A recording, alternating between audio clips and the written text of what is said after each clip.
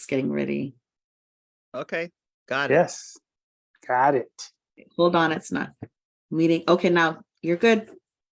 Oh, we're live. Well, welcome everyone. We want to say, because in America, welcome to Native Wellness Institute's Power Hour, our 150th week, I believe, since the pandemic began.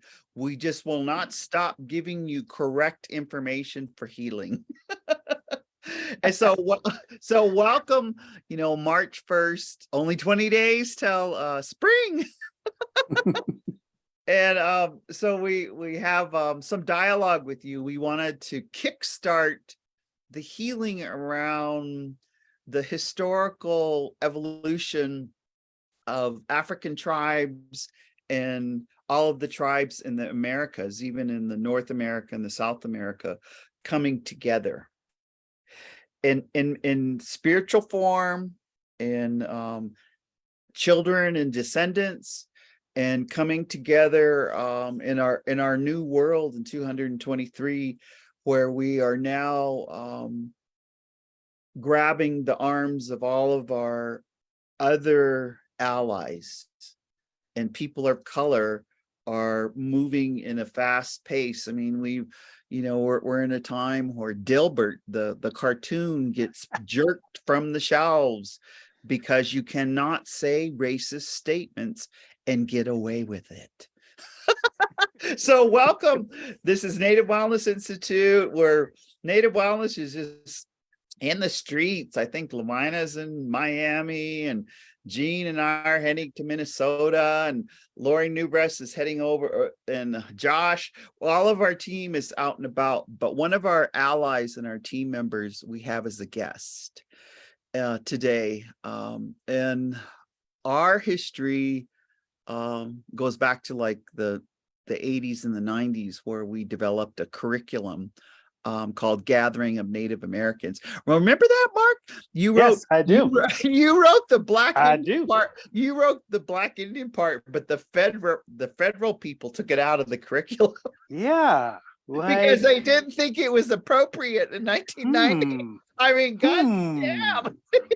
Anyway, so without further ado, I'd like to introduce our special guest for this Power Hour, G. Mark Harris. Tell us who you are and what you do, and how come you know so much? It's self-defense. Here we are on the cusp of not only Black History Month, but also International Women's Month, right? And there's a Cheyenne proverb that talks about people are not defeated until the hearts of its women are on the ground. Mm-hmm. And Malcolm X, who a week ago, Angela Davis on Democracy Now! Was talking about this is the anniversary of his assassination. And he talked about, and he was Black and Native. And there's a pattern, how I got into this, besides being the son of Hiawatha and Louise, and having a great-grandfather on the Freedmen rolls, Choctaw Freedmen rolls, George Washington, which seemed to be a popular name among Black Indians of the 5 quote-unquote civilized tribes. Oh, they're civilized because why? And whose story? And who had the civilization before 1491? Yes. Who had that civilization? So I'm when we were doing the GONA, Gathering of Native Americans, and the Institute for African American Mobilization, which was the African American one, because the feds, in the midst of the sixth historical drug war. The first one was chemical warfare against Iroquois Six Nations and resisted by Handsome Lake. So we talk about one of the first drug wars, that's in the 1700s. And then other historical figures that resisted their versions of the drug war. Frederick Douglass, who basically freed himself from slavery, physical slavery, but was still addicted to alcohol once he got free, right? And so he coined the phrase, "We cannot stagger our way to freedom." Woohoo! Woohoo! That's my hashtag. That's my hashtag. We can't stagger freedom. Okay, continue. Right. You know, and then there was other drug wars, you know, basically there was 250,000 white opiate addicts in the 1800s when heroin was in cough syrup, cocaine was in Coca-Cola and wine, but they passed the law not against the 250,000, as they were called, opium eaters. Mm-hmm. They passed the law against 10,000 opium smokers who were Chinese. Yes. And then so on and so forth. And so our current drug war, depending on how you want to count it, the one that started with Reagan and Bush, which also basically continued a continuous drug war, I could say, is that's what we're currently dealing with now. So I have a 50-year career in substance abuse prevention, treatment, etc. And also at the same time, been teaching 25 years into teaching an ethnic studies course at Lane Community College, which is the African American experience, which was 3 consecutive terms starting in 15,000 BC and going to now. It's like, woo! In 3 terms, but now I've kind of been forced to basically compress 4 classes into 1, and basically in the 9th, preparing the 9th week basically to talk about that, and maybe doing it on YouTube or something like that, because whenever there's progress, there's backlash. Mhm. And so we were talking about when Malcolm talks about history to a people is like memory to a person. And when we were talking before we got on about the correct history, there's a reason why there's backlash against, for example, AP African American studies in Florida and Mississippi and all the other states that are doing that. And I'm glad that in your part of the world, they're talking about what really happened, you know, to Native populations. And I think there is a reason why the backlash is happening, and also why we at least have to talk about preserving that as part of our culture, independent of whether funding happens. Yes. Because when we talk about knowing that history and basically why the backlash, what was, I was accused of being racist by a client that I was getting into treatment. And all my classes were televised, and I'm visiting this guy and I'm going, okay, let's get you into treatment. You know, we'll get the nurse to take care of your dog while you're in detox, et cetera, et cetera. And he said, "You don't seem as racist as I was led to believe." Wow. Okay, why did you think I was racist? And he goes, "You're that guy on TV, the local cable in Eugene, Oregon." I was living there at the time. And he goes, "Yeah, I have an addictions class because I train drug counselors, and I also have an African American class. And which one did you see? Well, I'm not sure. It was something you were saying something about why people need to study history and what was once, what was once. Oh, I got it. It was the ethnic studies class. And I said, the reason that you need to study African American history is because that's American history. And what was once done to us because of race is now being done to you for the money. Yes. So you better be hip to the game. He goes, yeah, that's it.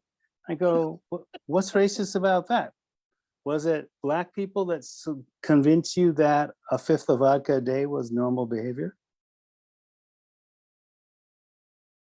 No. Okay. Who decided to flood Appalachia, white Appalachia, with OxyContin? Like, for example, in Florida, a 6-month supply of OxyContin for every man, woman, and child in Florida. Who decided to do that? Yes. Yes. What was once done to us because of race, now being done to you for the money. An addicted population is a controlled population, because if they get you strung out or too drunk, then you can't resist and be a freedom fighter. And many of our freedom fighters have noted that connection. On Native America Today, which is broadcast out of where I'm currently stationed in New Mexico, we're talking about Larry Caruso, who was trying to convince by kidnapping the owner of not only, and what was fascinating to me about this, not only the owner of a bar in Gallup, but also the owner of alcohol treatment in Gallup, and he was diverting the money so that the treatment would at least be ineffective, not that we could trust a white guy to really, who owned a bar, to effectively fund alcohol treatment for Native folks. Can we trust that? And maybe just let me ask a question. And so Yes. take a pause, because your history is making so much sense to me. It actually hurts my heart. Yes. It hurts my heart Yes. to hear it. But and the question, and you may have already started to answer it, is just about the whole colonization process. I was with a tribal college just recently, and the tribal college students that were all there, they said, oh yeah, it's a formula. They come over and first they take away how you pray, and then they decide how you should pray. Then they disenfranchise your men, and then they lock them up, and then they take your children, your language, and your land, and then all they have to do is add a little fentanyl, a little whiskey, a little Budweiser, a little heroin. I mean, and then boom, genocide. Genocide. And so we have to understand that formula, because as we undo it, as we get clean and sober, as we start to plant our own gardens and raise our own food and get back our land and hit the Supreme Court with our treaties, and as we get to get our people out of prison and to more productive and to a life in which they can enjoy, as we start to learn our language, as we start to have these tribal colleges and have laws like we do in Montana to know the history of Fort Peck, of Rocky Boy, of Fort Belknap, of Crow, of Salish Kootenai. And we learned how to authentically pray the way our ancestors used to pray. And so I'm just saying that because I'm just bouncing off of you right now, Mark, because I get excited, but it still hurts my heart. It still Yes. hurts my heart because Yes. we just buried. Me too. We just buried a fentanyl overdose 2 days ago.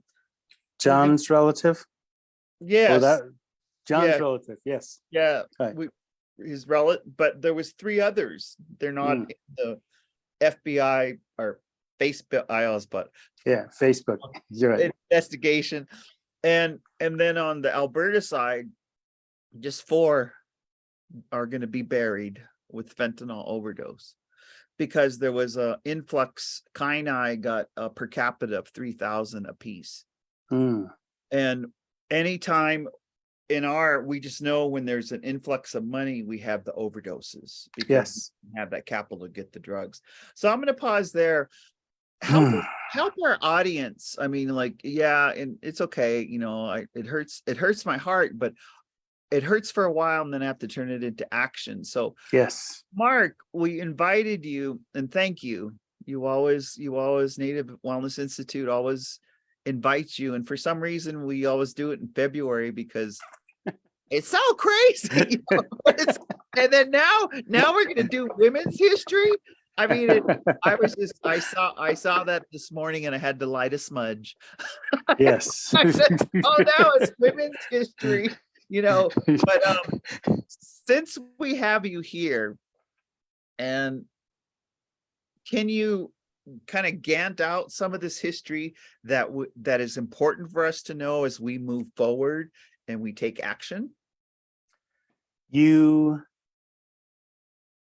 the women's history, you cannot have a civilization without empowered women.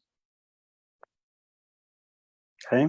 And so if you're going to attack a civilization, bell hooks noted,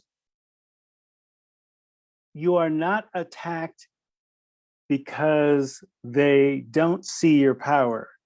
You're attacked because they see your power and don't want it to exist. Okay.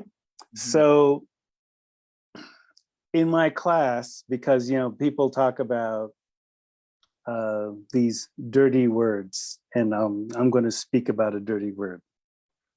Okay. Socialism. Okay. Wait, stop. Just listen. What white people call socialism is what African and indigenous people believe their relationship to the spirit and the land to be. You cannot own something you didn't create. Yes. Okay? You didn't create the land.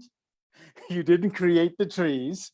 You didn't create what's under the land or the water or, you know, our animal relatives, our spiritual relatives. You cannot own human beings. Okay? Yes. Capitalism is based on owning human beings. In algorithms. Yes. Right? And so the way we lived traditionally is we didn't believe in real estate. It's like, okay, you can't own anything except that which you make yourself. And then in a gift economy, you give that away, and then the person is obligated to give you an equal or greater gift. And it's a spiritual relationship because wampum belts are not just shells. They're a painting, they're a story, they're a history of how we're bound together. That's what the value is, right? And so what I see this idea where some French guy lives among 6 nations for a time, goes back to Marx and describes what he says, what he saw. Oh, women are running the country. Oh, there's no real estate. Oh, there's no poor people. There's no homeless people. The sick are taken care of. The elders are valued, et cetera, et cetera, et cetera, right? And so Marx just kind of rubs the serial numbers off and calls it socialism? No. How much did Jesus charge for raising Lazarus? Was there a copay with that? No. And basically saying that Christianity itself is an African indigenous religion that essentially got hijacked and turned into a weapon, where land, people got turned into products. And so it isn't enough to kill you outright with genocide. We can make money off of you by you medicating your suffering. And so even though that's destroying your human relationship, we don't care about that because we're getting rich. Sucks to be you, right? Just as you were talking, so I asked that question and I'll let you continue. But one of the and it's a movie, and I'm sure you've seen it, The Woman King. Yes, right. And I want to see it again and again and again. It was the first time that, as a woman of color, and my experience, growing up in California with all races, and my experience as a woman, as a life giver, really, I said, oh my God. And I cried, and I can't believe they said that. I can't believe they did that. I was just like, woohoo, just like having a celebration when I saw The Woman King.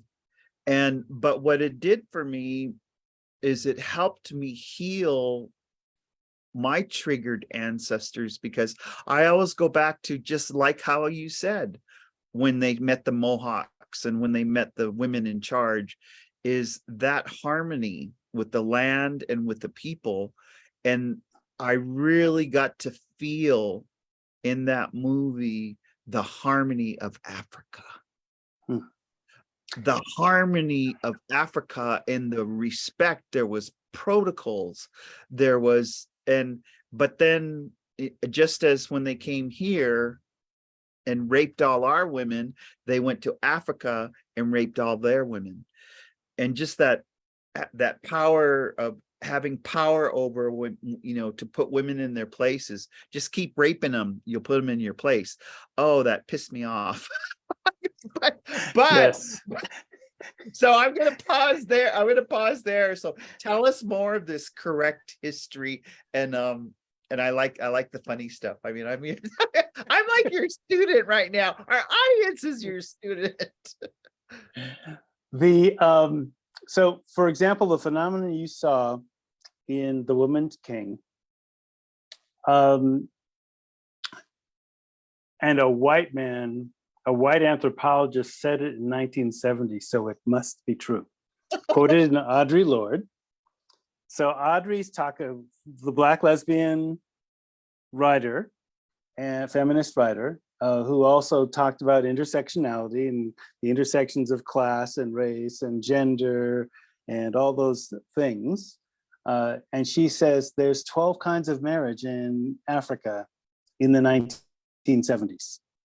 So if there's 12 kinds of marriage, one of which is all the women in the army are married to the king or queen or whoever. So even in Black Panther, the Dora Milaje, that's not Marvel, that's not Disney, that's a reality. Okay, that's one of the 12 kinds of marriage that have been in existence pre-Abrahamic religions. So the reason I started my class in 15,000 is because the technology that gives us this says that Africans are 300,000 years old. So if African-American history or African history was a book 1,000 pages long, 300 years to a page, 1,000, starting on 1619 is like page 996. Why would you start there? Exactly. And so, given how long natives have been on Turtle Island, why would you start in 1492? Who does that, right? So you could also say white supremacy is like, I'm going to be charitable because I'm 1/32 white. I'm going to honor my. Wait. I have a T-shirt I'm looking for, and it says I'm part white, but I can't prove it. Yes, right. Okay. I could prove it. I could prove it. But I haven't gone on Skip Gates and like Angela Davis did last week. I mean, that was, if you haven't seen that, that's great. So Angela, of course, like many of us, has slavery in her background, but she also has an ancestor that was on the Mayflower. Wow. And That she was like flabbergasted, right? Like, look, you're American. You've always asserted you American, yes. right? But still calling out all the stuff that's not so great, right? So the idea is that there's 12 kinds of marriage because there's gender diversity, gender expression diversity, and that's necessary. That's integral to the society. Two spirits are integral and sacred to the society. That's also why they were attacked too. Mm-hmm.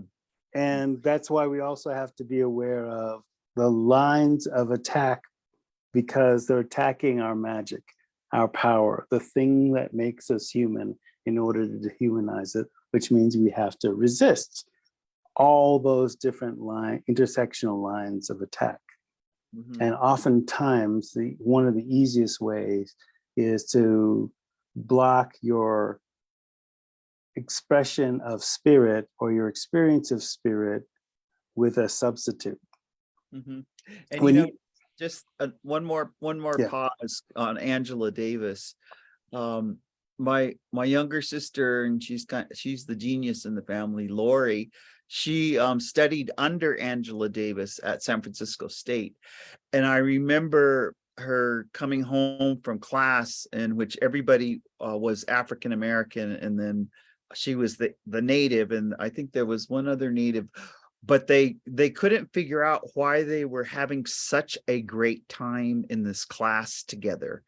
And it was about 3/4 through, and they started doing history, and everyone in that class had a grandfather that was lynched. And then Lori got to say that both our parents were stolen and put in boarding school. Yes. And so then I just want to say, so then that healing, like in present day, knowing each other's history, I can just remember her eyes of excitement, her eyes of, she couldn't wait to get back to Angela Davis's class, because all of the enrolled members of that class, they had found something, because there was the same trauma, but they were all getting their degrees. And at that time, our family was really getting clean and sober. Our family, all my siblings are in recovery, and my mom worked in treatment. So, and there was that element of clarity. You can't stagger to freedom, but you got to get clarity. And that's why this power hour, we wanted to start. In order to start to heal, you got to get the clarity first. So yes. So please continue, Mark. One of the things our traditional wisdom starts with the breath. So in an indigenous sense, okay, in an indigenous African sense, okay, Yeshua, that's his actual name. The name his mama gave him. Yeshua. Ia, the supreme being. Shua, saves and restores. Ruach, Holy Spirit, which means breath. It means water. It means wind. When he says, Avun de Maya, birther, you create all that moves in light. He's given reverence to Mama. So the actual Holy Trinity from his Aramaic point of view is Mother, father, and the child of true humanity. Mother, father, different hemispheres of the brain, third eye, the child of true humanity. Yeah. And it's the breath. So if you're going to, the instructions for loving your enemy in Aramaic Mhm. requires meditative skill. So you Mhm. have to deepen your breath Mhm. into your heart till your heart is connected with your adversary's heart. And you see where they're stuck. You see where they're out of rhythm. You have to bring yourself into rhythm and stay in rhythm, in the breath. Mm. Mhm. So now filling yourself with Holy Spirit is filling yourself with breath so that you're calm, you're centered, you're collected, Mhm. right? And you're always connected, but it's only an illusion that you're separated. In fact, when he's talking about the adversary, that's your ego that is believing that you're separate when you're not. You're still connected. You're always connected. And And so, an ego, I mean, I in my recovery very early, just with my sponsors and the people who guided me, just said, remember, it's edge God out. So whenever your ego is talking, you're edging God out. So yeah. I'm with you. So please continue. Right, right. So there is an ancient, when in Comedian or Egyptian yoga, where they're basically talking about you have the two sides, that is Heru, that is the falcon, that is the child of Isis and Osiris, or Oset and Osar and Heru. Mhm.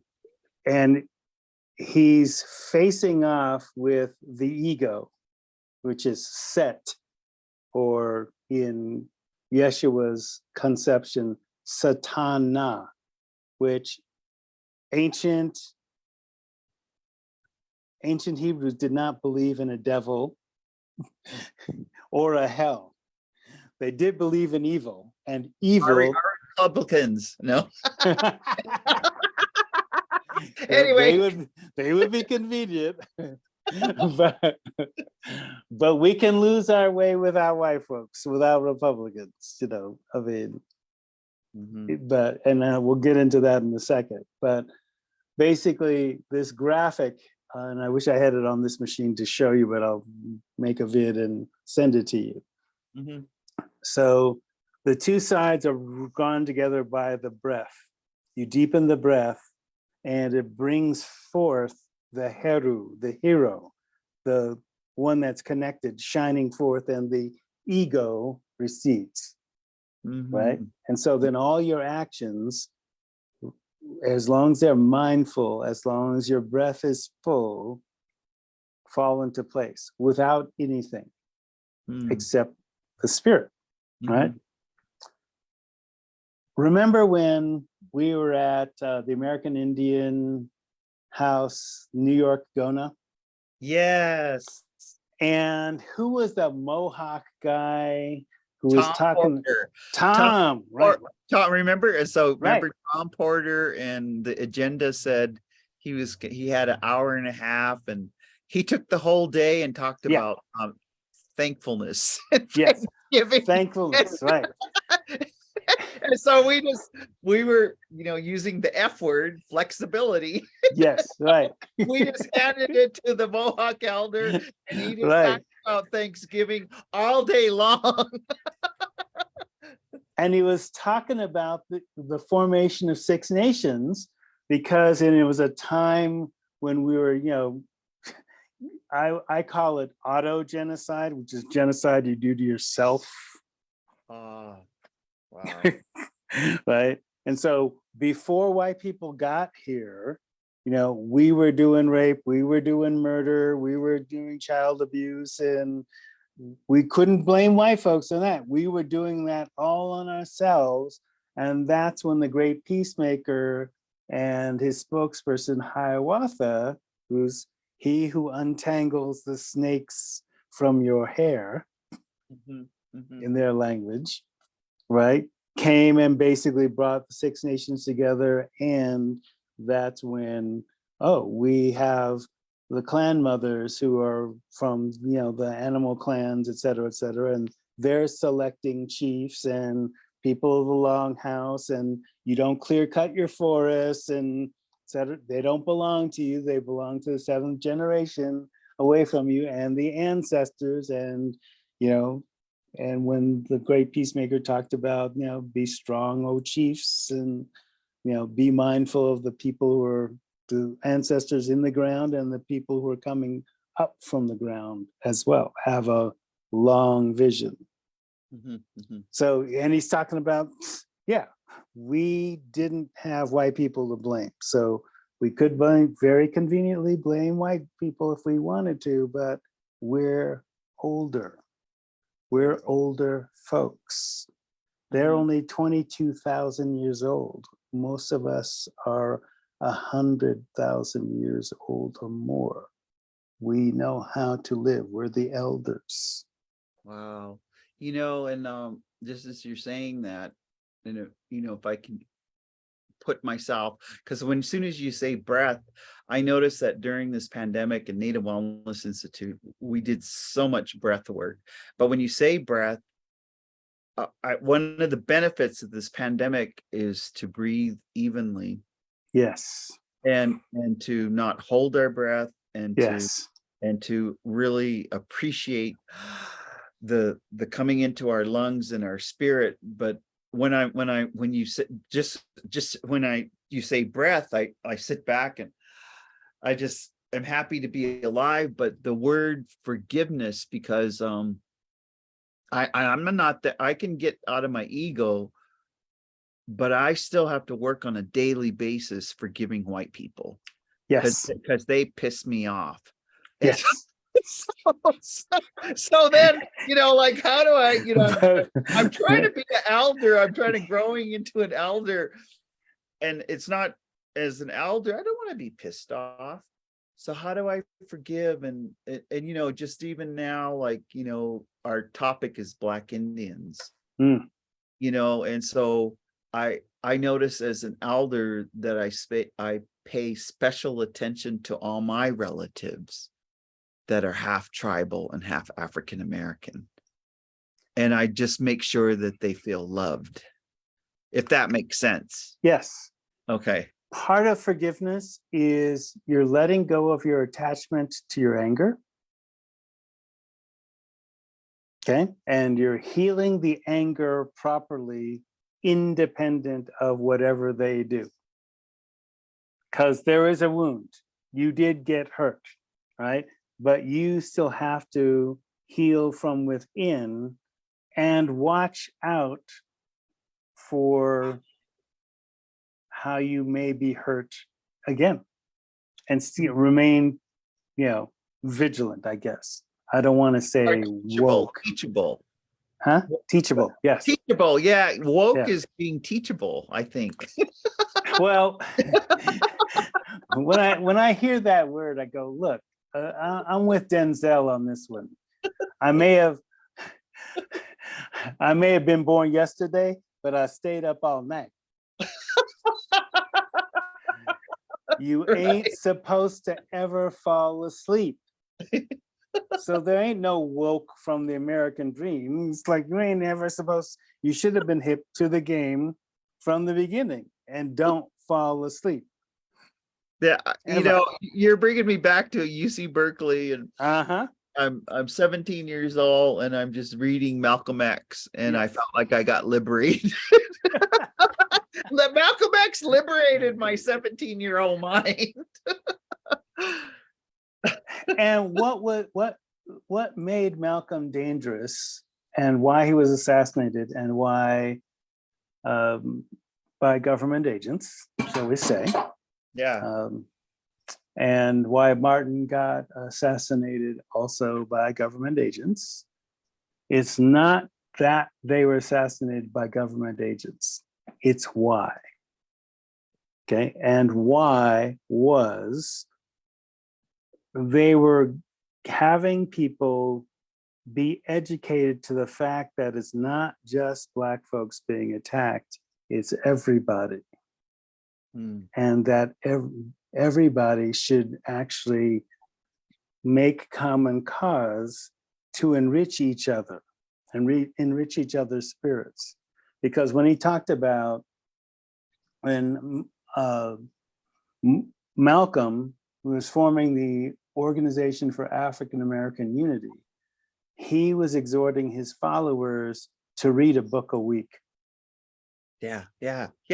Educate himself. And, when Martin was basically talking about, look, the war in Vietnam is draining resources from the so-called war on poverty.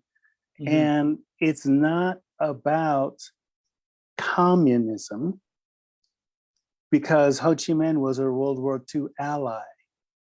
Mhm. Ho Chi Minh kicking it during the Harlem Renaissance with Marcus Garvey wrote a piece against lynching because Black soldiers were being lynched in uniform in the streets of New York City as well as Mississippi. And so wait, he writes a piece against lynching in the 20s, but 5 US presidents don't give a word, don't say a word Mhm. when American soldiers are lynched in uniform. Mhm. 5 US presidents say nothing, but a communist does. Mhm. Mhm. Yeah, we love this country, but this country don't always love us back. Exactly. And just really, looking, because I saw that photo of the lynched brothers in uniform just recently, and I had to stare at it again. But this is like hurting my heart, and I'm in a vulnerable place sometimes because of the hurt and the grief that we've gone through, and and I can't stuff it or hold it Yeah. back. Yeah, no, you shouldn't. But then I look again, I cry it out, and then I just keep, because what Martin Luther King taught me, what Angela Davis taught me, what Cesar Chavez taught me, what Malcolm X taught me, is that you gotta become clear mind. You gotta get a clear head, which means you gotta get sober. But then you also have to go into action at a bigger level. It Yes. could be policy, it could be to vote, Mhm. but you also got to get into action in your own backyard. Yes. And Yes. I was noticing, just even in this pandemic, because I look how I look, I kind of look like an Indian, there's no, I can't be a fake white person. I can't- Episode 5 of Reservoir Dogs, sister, you definitely into that. Is definitely Theda. If y'all haven't seen that, you should check it out. Season 2, episode 5. Okay. Badass aunties. But I notice when I'm walking, especially in the South or wherever I'm walking through, every sister and every brother of African American descent acknowledges me, looks at me, and we acknowledge each other and smile. Yes. Okay, we're in it. And I don't do that with every European descent. I'm cautious. I will if I connect to them, especially the elders, because I feel like they're more spiritually grounded, then I will connect. But I'm cautious. But I notice that that alliance of the African American spirit and the Native spirit come together. They just come together, and I, just looking at I have 2 little There's a relatives. tradition, there's a 4,000-year-old tradition of us doing that. Okay, so tell us about that. Whether it's the Olmec heads in Veracruz, Mm-hmm. which do not look like the natives that created them. Okay. I think the simplest way I say it in class is pyramid builders kick it with pyramid builders. And Africans were building pyramids, Native Americans were building pyramids, the Chinese were building pyramids. Yes. Only folks that weren't building pyramids of that sophistication. I mean, Tenochtitlan is a pyramid city built on an artificial island on an artificial lake. Wow. Yeah. That they built a Walmart outside of. Yeah. Okay. Well, I just saw this one really. I love this one meme, and this is this badass auntie, and it said, "How come the Egyptian pyramids are so such a blessing?" And it's because they're too heavy to be put in a British museum. Exactly. But when you think about, they took all our other stuff, stole it, threw it in the goddamn museum, but they couldn't update the pyramids and put it in the museum. Okay. but if you can build a pyramid, you can build a transcontinental sailing vessel, okay, at the same time. Yeah. So when we're talking about 850 BC or even 1000 BC, which is the age of, I'm not saying that Black people came over here and built pyramids. No, I'm not saying that. I'm saying natives had the technology to build the pyramids too. And we also had the ability and the reality of being able to share technology as well as genes, as well as trading. When we came over here in Ivan van Sertima's book, They Came Before Columbus, we did not come to conquer land. We had Africa, which is bigger than Northern Turtle Island. We basically, when we came here, this was called, the Africans called it the Circuit of the World, which means it's the only continent on the planet that stretches unbroken from the North to South poles. And the only way to know that is to sail it, the circuit of the world, all right? So we didn't come to get land. We didn't come to do slavery. We didn't come for conquest. We brought the gold, So, and, traded and left, even though some of my students are disbelieving, what do you mean? We gave 2 gold spear points to the Taino nation. And yeah, well, they gave it to Columbus because it's gift giving when you meet somebody new. And, Columbus goes, where'd you get the gold? Well, these Black guys had it from south across the water. And he comes to the King of Portugal, and the natives are calling it guanine because the Africans called it guanine, and guanine is 14 karat gold in a precise recipe that you can weaponize it. So gold spear points. And, King of Portugal said, yeah, the King of Ghana has a gold nugget big enough to tie his horse to. So yes, we're not doing slave trade. We're trading with the folks here. And there's a 4,000-year-old history of doing that. Mm-hmm. We didn't just come in slavery. Yes. But we did come in slavery too. So maybe in our remaining time, we could outline resources that people can go to either read, because for those of you, this is Mark has been on our Power Hour several times talking about Maroons, Black Indians, BIPOC, and healing. And so that's free on YouTube. You can go to YouTube under Native Wellness Institute, and you can look at all the past when we have spoken.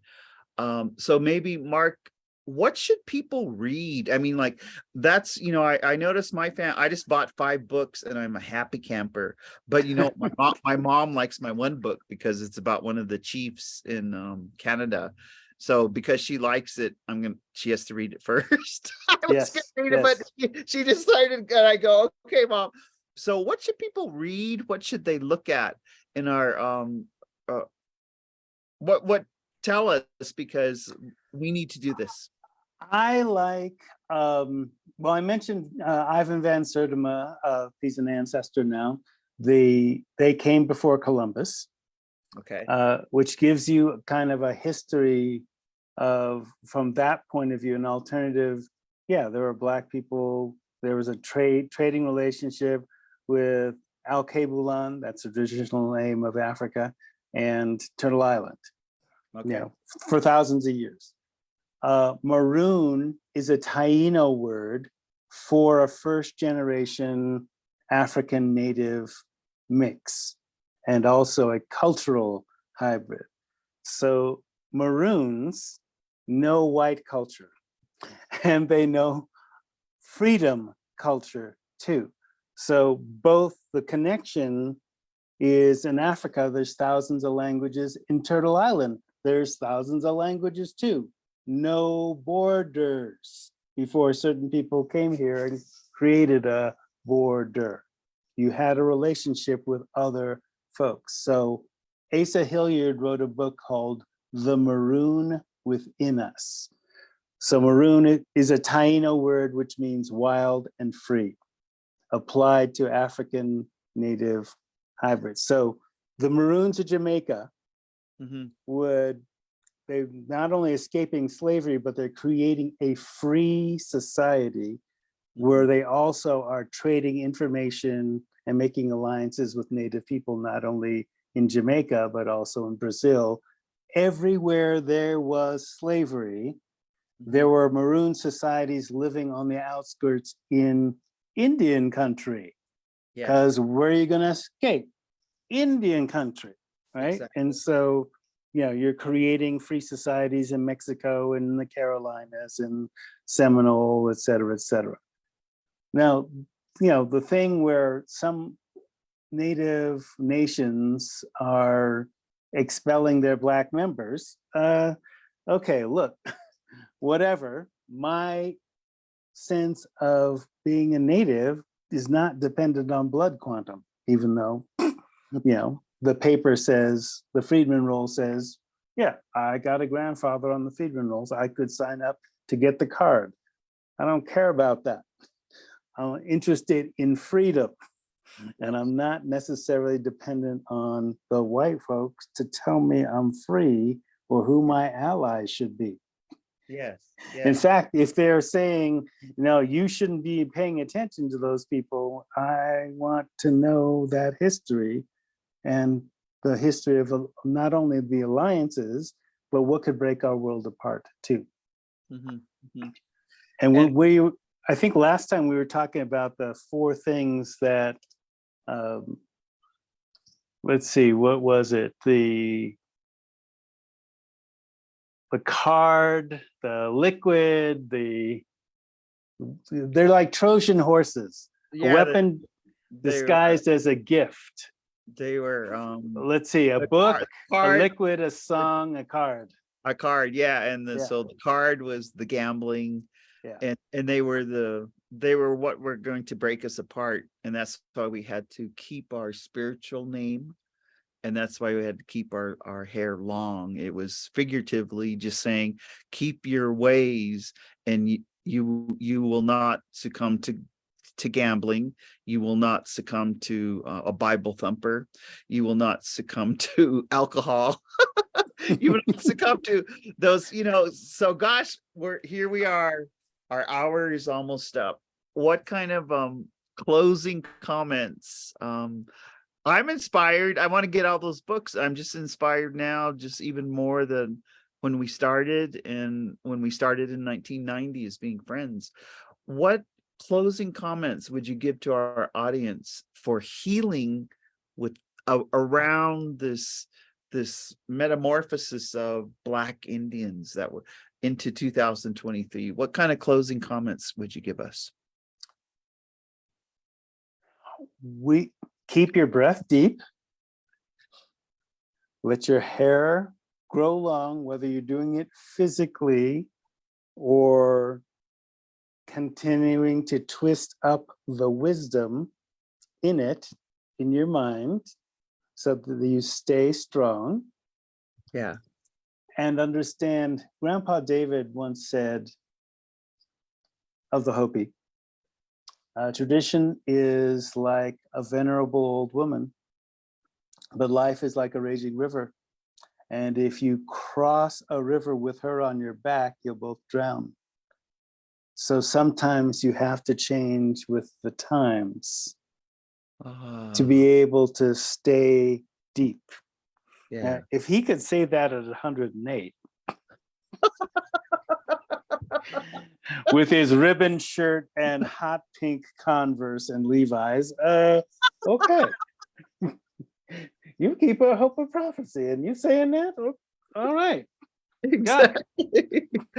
Exactly. No, thank you, Mark.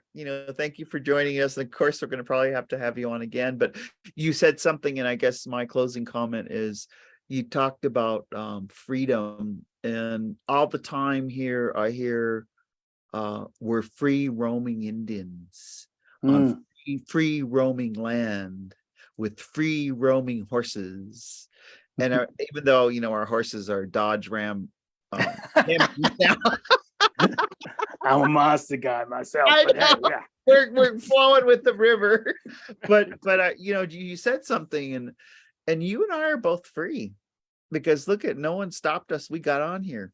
Yes. Native Wellness Institute, that's what the Power Hour is about, is to start the dialogue on healing, and to start the freedom of thought, to start the freedom of dialogue, to start the freedom of listening to each other.